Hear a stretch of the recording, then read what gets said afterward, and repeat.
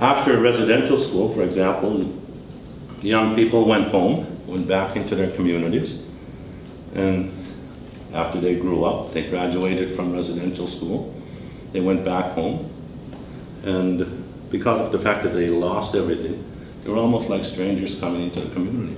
And so naturally people from residential schools, like a young man from a residential school will meet up with a young lady that was at residential school also. They would start a relationship and they would have children. They would get married and have children. And in the norm of how we teach our children, a lot of the times we teach our children on how we were taught when we were young, right?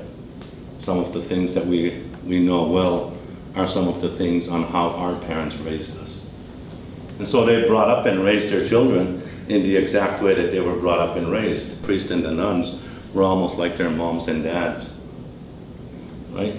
And so naturally this happened, and so these people started abusing their children in the same way, because they thought that was quite normal, in the same way that they were brought up then.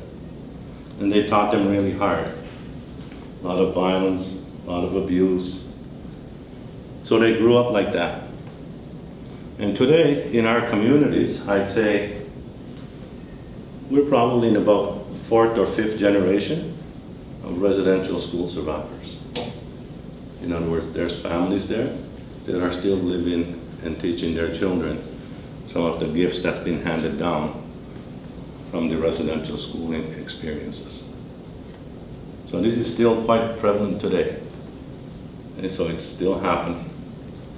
We're in 4th or 5th generation, but it's been handed down as much as we wouldn't want it to happen. It still continues to happen in that way.